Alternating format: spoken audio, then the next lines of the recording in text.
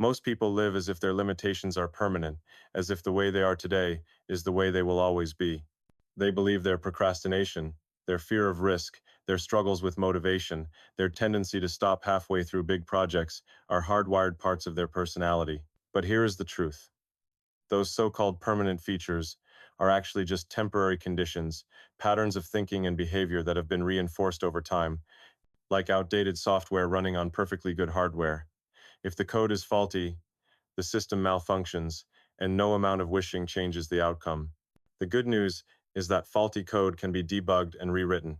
Your mind works the same way. You are not stuck with the operating system you inherited from your upbringing, your past experiences, or the culture around you. You can upgrade it, and when you do, your results in life change dramatically. Think of a rocket.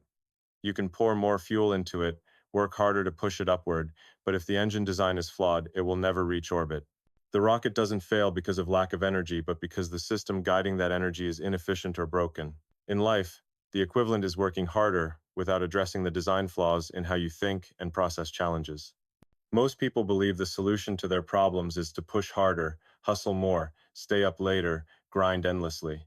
That approach can generate short-term results, but long-term it burns out the system. The real key is not working harder but thinking better, by going back to first principles, by asking not, what should I do, but why do I believe what I believe about what I can do? That's where the breakthroughs happen.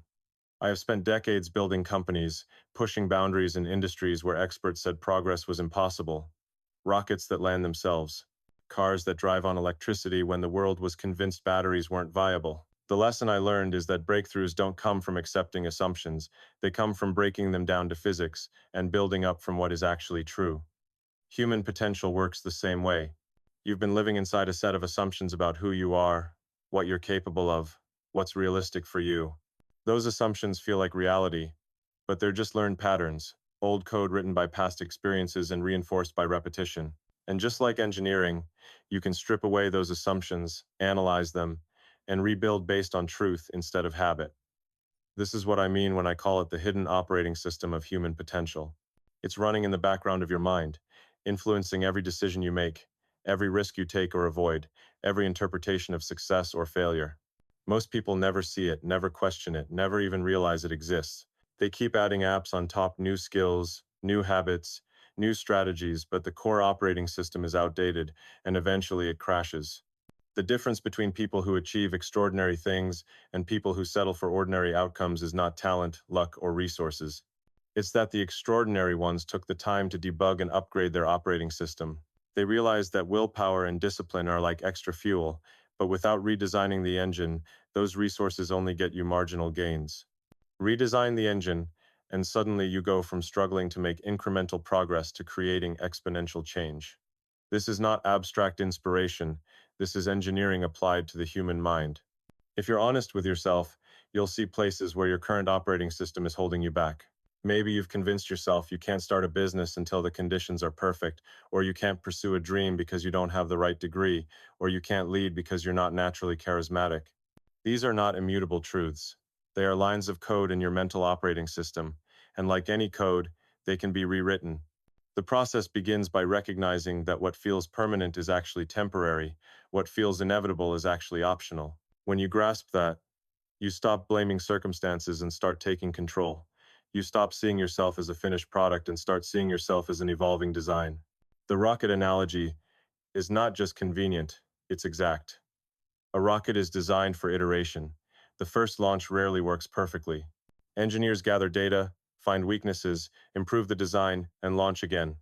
Over time, reliability increases until what once looked impossible becomes routine. That's how progress happens. Why would your life be any different? If you accept failure as proof you're not capable, you're misreading the data. Failure is just feedback about the design. Debug, iterate, relaunch. That is how you upgrade your operating system. The reason most people stay stuck is that they never question the design, they just push harder with the same flawed system. But once you see that your mind can be debugged, you realize the limits you thought were real are just code waiting to be rewritten.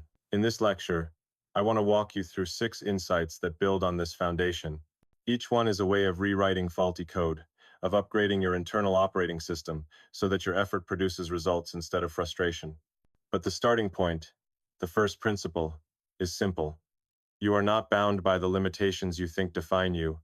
They are not features of who you are. They are outdated settings. And if you're willing to treat your life like an engineering problem, you can reprogram yourself into something extraordinary. Most people are taught from an early age that if they want to succeed, they simply need to work harder, to push longer hours, to grind while everyone else is resting, as if raw effort alone is the magic formula for achievement. But this belief is fundamentally flawed because hard work without the right design is like pouring more fuel into a rocket with a broken engine. It creates noise, motion, maybe even short bursts of progress, but it never reaches orbit. The system fails because the underlying structure is inefficient, not because it lacked fuel, and yet millions of people spend their lives trapped in this cycle, convinced that their mediocrity is due to laziness, when in fact it is due to misaligned systems of thought. When I look at people who achieve extraordinary outcomes compared to those who remain stuck despite equal intelligence and ambition, the difference is rarely that one group worked harder. Both groups put in long hours, both sacrificed sleep, both endured setbacks, but one group directed their energy with precision while the other scattered it across tasks that looked productive but weren't transformative. One was iterating on the design, while the other was just increasing effort without addressing flaws. This is why working harder alone isn't enough, because effort applied to the wrong problem compounds waste rather than success. Imagine two engineers trying to make a rocket fly higher. One adds more boosters, more fuel tanks, more force, but the aerodynamics remain flawed. So every extra ounce of effort just creates more drag and instability. The other redesigns the structure, improves materials, changes guidance algorithms, and with the same or less fuel achieves a breakthrough trajectory. This is the difference between hard work as brute force and smart work as systemic redesign. Most people are stuck in brute force mode with their own lives. They double down on self-help strategies, longer to-do lists, motivational hacks, endless networking, chasing certifications, all of which feel like progress, but without addressing the hidden operating system beneath. Those actions are like adding boosters to a flawed rocket, impressive to look at, but ineffective where it matters. The problem is that society celebrates visible effort. We glorify people who grind late into the night, who sacrifice balance, who push themselves to extremes, but we rarely ask whether their effort is directed by sound design principles. We assume motion equals progress when, in reality, without redesign, motion is often just exhaustion. The irony is that working harder often cements failure because it reinforces flawed patterns. If you believe the answer to every setback is more brute force, you entrench the assumption that the system itself is fine. You never examine the architecture of your decisions, your beliefs, your mental models, so you keep running faster on the same treadmill, going nowhere. Extraordinary achievers, on the other hand, approach effort differently. They do not glorify hours for the sake of hours. They glorify iteration, testing, feedback loops. They treat failure as data and success as design validation. They understand that the goal is not to burn more energy, but to engineer a system where less energy produces exponentially greater results. This is why someone can appear to work less yet achieve far more, not because they are lazier or luckier, but because their effort is aligned with leverage points that produce disproportionate impact. If you look at companies, the same principle holds. There are organizations full of hardworking people, long meetings, constant hustle, and yet no breakthrough, because the system is flawed, the incentives misaligned, the strategy based on assumptions that don't reflect reality, so the harder they work, the deeper they dig the hole. Then you have companies that redefine an industry not by working harder, but by rethinking fundamentals, by stripping problems down to physics and rebuilding from first principles. The lesson for your life is the same. Stop confusing activity with achievement. Stop believing that exhaustion is evidence of progress. Start questioning the design itself. The key question is not, am I working hard enough? But, am I working on the right problems with the right architecture of thought? Because when you align effort with truth, progress compounds, and when you misalign effort with false assumptions, no amount of grinding will compensate. I have seen countless talented individuals burn themselves out chasing strategies that could never work because the underlying mental models were wrong. They worked harder every year, but the outcomes remained flat until they finally realized that the problem wasn't their work ethic, it was their system. Once they debugged the assumptions, progress accelerated with less effort, and suddenly success felt inevitable instead of impossible. So the truth is that working harder isn't enough, and often isn't even the right question. The right question is whether the energy you invest is aligned with a system that can actually scale, whether you're iterating on the design instead of just increasing the thrust. When you see life this way, you stop glorifying grind for its own sake and start valuing intelligent redesign. You stop envying people who seem to do less but achieve more, because you realize they have simply optimized their operating system while you were still adding boosters to a flawed rocket. The extraordinary life is not built by those who hustle the most hours. It is built by those who direct their hustle at redesigning the underlying system so that effort becomes exponential rather than linear. That is the essence of why working harder alone will never be enough. Several years ago, I met an entrepreneur named David, a man who had intelligence, discipline, and ambition. Yet every company he started hit the same invisible wall, growing to a certain point before plateauing and then collapsing, forcing him to either accept mediocrity or abandon the venture altogether. And at first glance, it looked like bad luck or poor timing, or maybe insufficient resources. But after examining his situation closely, I realized the real issue had nothing to do with his skills, strategies, or external circumstances. It had everything to do with the operating system running in his mind, because beneath the surface confidence and ambition he showed the world lived a set of unconscious beliefs that dictated how far he was allowed to succeed, and those beliefs acted like a ceiling he could never break through. On paper, David did everything right. He read business books, attended seminars, listened to mentors, networked with the right people, and applied proven tactics. Yet each time his businesses grew, subtle forms of self-sabotage appeared, almost invisible if you didn't know what to look for. He would delay making critical decisions, avoid high-leverage risks, let opportunities slip away, or create conflicts with partners that derailed momentum. And to him, these choices felt rational, even responsible. But in reality, they were his unconscious mind pulling him back to safety, to the level of success that felt comfortable and familiar. You see, David grew up in an environment where success was treated with suspicion, where reaching too high meant you would be criticized, rejected, or punished, and those early experiences etched invisible lines of code into his internal operating system, lines that said, "You don't deserve too much, stay small, avoid disappointment." And even though, as an adult, he consciously wanted massive success, his unconscious system was still enforcing the old rules. Imagine trying to fly a rocket that has a hidden autopilot programmed to keep it at low altitude, no matter how much fuel you burn or how much thrust you generate. The autopilot quietly corrects the trajectory downward to keep you within the boundaries of safety. That was David's life. Every time he pushed upward, the hidden code kicked in and pulled him back down, and until he reprogrammed that autopilot, no external tactic could override it. The turning point came when he finally recognized that his ceiling wasn't real. It was constructed from assumptions and fears that had been installed decades ago, and once he understood that, he could begin the process of debugging, identifying each belief, testing it against reality, and rewriting it with new code based on truth instead of childhood fear. For example, the belief that success brings rejection was confronted with actual evidence that the people who mattered supported him more when he succeeded, while those who criticized him had no real stake in his future. So the code was rewritten to say, success attracts the right allies and filters out the irrelevant critics. The belief that risk is dangerous was replaced with the recognition that risk is simply data collection, a way to iterate toward better outcomes. The belief that he didn't deserve more was dismantled by examining the value he was already creating for others, value that proved he not only deserved success but owed it to his community to expand it. As these beliefs shifted, something fascinating happened. His actions changed effortlessly, not because he forced himself with willpower, but because the new code made success feel natural instead of threatening. Within 2 years, David built the most successful business of his life, not because he discovered new strategies, but because he removed the invisible constraints that had been choking every strategy he applied before. And once the ceiling disappeared, growth became sustainable. What impressed me most was not just his financial success, but how his transformation radiated outward. His employees felt his newfound confidence and became more engaged and innovative. His customers sensed his authentic belief in the value he provided and became loyal advocates. His investors recognized his commitment and invested more willingly. Even his family dynamics improved, because instead of modeling stress and doubt, he modeled resilience and possibility, showing his children what it looked like to pursue difficult goals with courage instead of fear. The case of David is not unique. It is a mirror of what happens to countless people across industries and lives, people who are intelligent and hardworking, but trapped under ceilings installed by old code they never stopped to examine.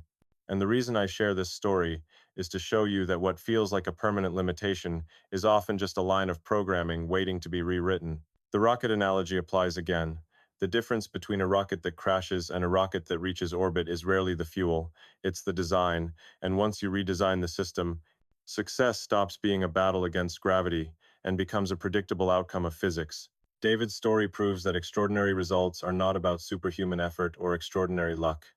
They are about aligning your internal operating system with your external goals, and when the two are aligned, progress compounds rapidly. This is why case studies like his matter, because they make the abstract principle tangible. You are not failing because you lack ability. You are failing because the autopilot inside you has been programmed to keep you from flying too high, and until you change that, you will keep crashing no matter how much harder you work. But the moment you rewrite the code, the ceiling dissolves, and the life that once looked impossible begins to feel inevitable. When you change the internal operating system that has been holding you back, the impact is not limited to your own performance or your personal sense of achievement. It creates a ripple effect that alters the behavior, confidence, and potential of everyone around you. And this is one of the most overlooked truths about human potential, because too many people assume self-improvement is a private journey, when in reality it is a public signal. Every unconscious belief you carry leaks out in subtle ways, in your tone, your body language, your decisions, and those signals affect how others respond to you whether you realize it or not. Take leadership as an example. If you secretly doubt whether you deserve to succeed, your team senses it. They may not be able to articulate it, but they feel the hesitation, they detect the lack of conviction, and as a result, they scale back their own energy and creativity to match your uncertainty.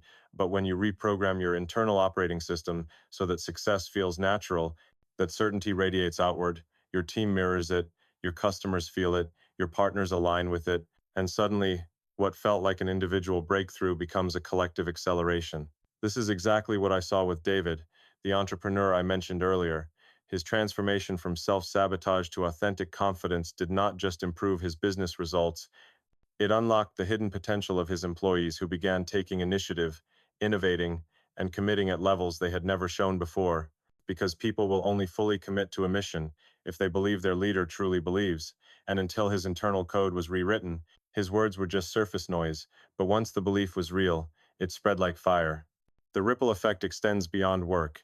It touches families, communities, even entire industries, because people are wired to model behaviors. When you live small, the people close to you unconsciously accept that smallness as their own ceiling, but when you expand, when you normalize growth, risk, and resilience, you give them permission to expand as well. I've seen parents who rewrote their limiting beliefs about money or education change the entire trajectory of their children's lives, because instead of passing down unconscious fear, they pass down unconscious courage, and that inheritance is worth more than any financial legacy. The same applies in partnerships and friendships. When you operate from scarcity, you infect others with caution and doubt, but when you operate from abundance and possibility, you pull others upward. You set new baselines of what is normal, and entire groups evolve together.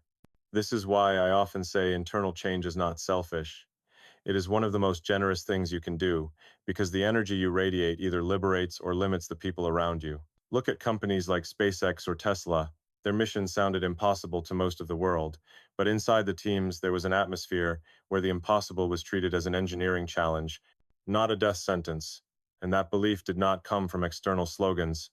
It came from leadership that had debugged the assumption, this can't be done, and replaced it with, let's test it against physics.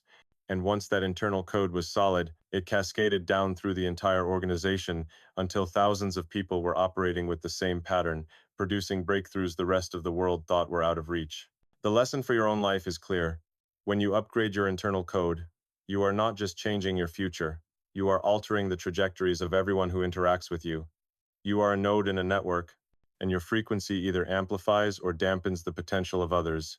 Think of yourself like a transmitter, broadcasting signals 24/7. If those signals are coded with doubt, fear, or unworthiness, people pick them up and unconsciously limit themselves in response.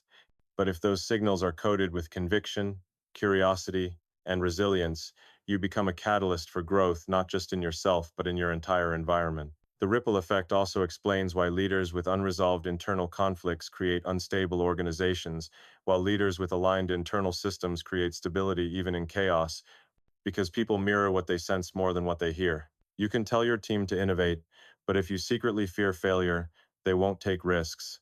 You can tell your children to be confident, but if you constantly doubt yourself, they will internalize doubt as normal. You can tell your partner you believe in the future, but if your energy radiates uncertainty, they will live with anxiety instead of trust. Internal change cannot be faked. It must be real. But once it is real, it spreads faster than any speech or motivational talk. This is why upgrading your operating system is not optional if you want to lead, to build, to create impact, because the hidden patterns in your mind set the invisible boundaries of what is possible not only for you but for everyone who depends on you. The most powerful leaders in history were not those who shouted the loudest or worked the hardest. They were those whose internal beliefs aligned so strongly with their mission that others felt compelled to align too. And this is available to you on whatever scale your life operates. Whether you lead a company, a family, or just yourself, the ripple effect will still unfold. So, do not underestimate the impact of debugging your own system, because when you rise, you raise others, and when you stay limited, you keep others limited too. The ripple effect is real. And it means your transformation is never just about you. It is about the ecosystem you influence, the people who watch you, and the future that gets shaped by your signal. That is the power and the responsibility of internal change. If you accept that your limitations are not fixed traits but lines of code written by past experiences, then the natural next step is to ask how you can rewrite that code, how you can engineer a new mental framework that supports the outcomes you actually want instead of the ones you unconsciously default to. And this process is not mystical or abstract. It follows the same logic as engineering any system. You start with first principles, you strip the problem down to its core components, you test assumptions against reality, and then you rebuild from the ground up with a design that makes sense. Most people fail at personal change because they approach it like patching a broken program. They add hacks, tricks, and surface-level habits on top of a flawed foundation. But engineers know that when the core operating system is compromised, no number of patches will stabilize the system. You have to go deeper, you have to debug. Step one is identifying the limiting beliefs that control your behavior, and the key is to observe your automatic reactions when you face a challenge, when you feel fear, procrastination, or doubt. Those emotions are signals pointing to hidden code. Instead of ignoring them or fighting them with willpower, you treat them like diagnostic messages, asking what assumption is driving this feeling. Step two is testing that assumption against reality. Just like in physics, you don't accept hand-waving explanations. You run experiments. You ask, is this belief supported by actual evidence, or is it just inherited from old experiences that no longer apply? For example, if you feel like you're not good enough to pursue a certain opportunity, you can test it by examining your actual track record, your skills, your ability to learn, and you'll often find the belief collapses under scrutiny. Step three is replacing the faulty code with a stronger model, not just saying affirmations, but writing new instructions that your brain can follow consistently. For example, transforming risk is dangerous into risk is data, or changing I don't deserve success into creating value proves I deserve to expand. And this replacement must be reinforced through action, because the brain learns not from words alone, but from experiences that validate the new code. Engineers build prototypes. They don't just theorize, and you must do the same with your mind. Run small experiments that prove your new beliefs are accurate. Take a calculated risk. Share an idea publicly.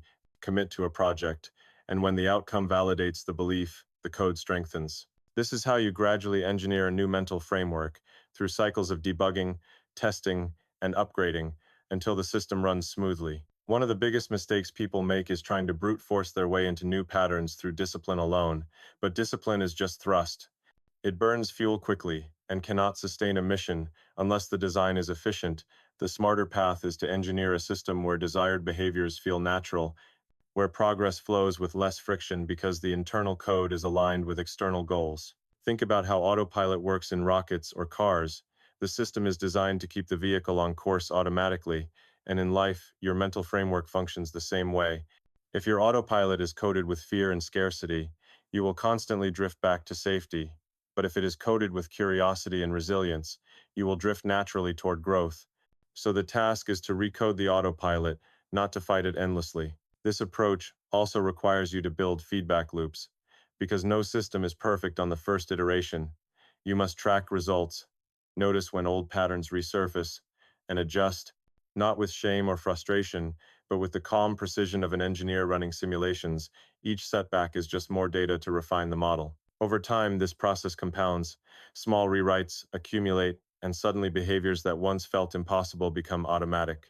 Courage replaces fear, consistency replaces procrastination, abundance replaces scarcity, and the framework becomes self-reinforcing. What's critical to understand is that this is not a one-time fix. Just as technology evolves and software requires updates, your mind will always need periodic upgrades because the environment changes, challenges evolve, and what worked for one stage of life may become limiting in the next.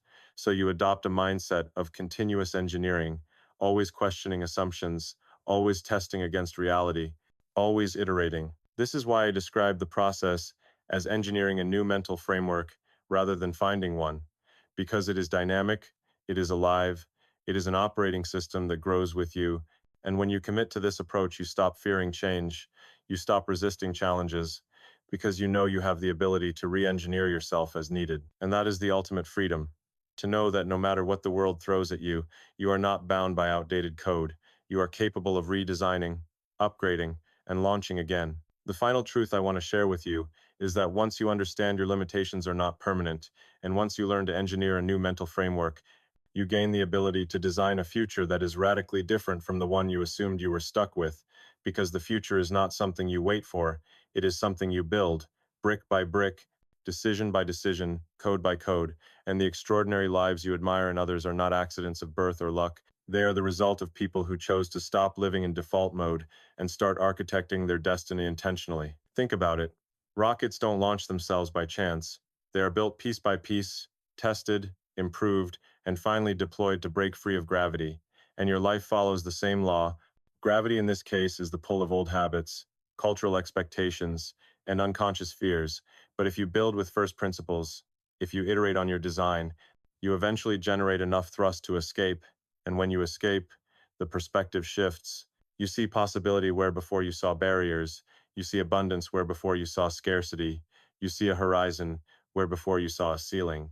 The future you can build is not just about financial success or career achievement, though those may come. It is about freedom. The freedom to create, to love, to explore, to contribute without the constant drag of fear and doubt, and that freedom is worth more than any paycheck or title. Most people live in futures designed by others, by their parents' expectations, by society's definitions, by the narratives of what is realistic. But if history teaches us anything, it is that realism is often just another word for the limits of other people's imagination, and if we had accepted what was realistic, there would be no rockets landing themselves, no electric cars outselling combustion engines, no reusable systems lowering the cost of space travel, because progress comes from those willing to look at what others call impossible and ask, is it really impossible, or is it just untested? This is the mindset you must carry into your own future, not reckless optimism, but rational audacity, the willingness to test, to build, to fail, and to try again, until what once seemed impossible becomes your new normal. The future you can build depends on whether you are willing to apply the same iterative engineering to your life that innovators apply to technology, whether you can treat each setback not as a verdict but as data, whether you can continually update your operating system instead of clinging to outdated beliefs. Imagine looking back 20 years from now and realizing you had accepted a small life because you believed the ceiling was real, when in truth you could have built something extraordinary if only you had questioned the code, debugged it, and upgraded. That regret is what I want you to avoid, because the opportunity to rewrite your future exists now, not someday. The future is always built in the present, and every day you operate with old code, you are reinforcing an outdated trajectory.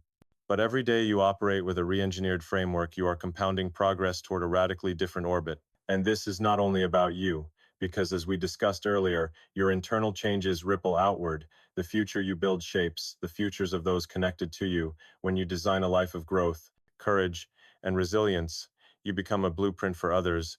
You normalize what they once thought impossible, and in this way your personal transformation contributes to a collective evolution. This is how industries change, how cultures shift, how humanity progresses, not by waiting for external saviors, but by individuals debugging their own code and daring to build futures others cannot yet see.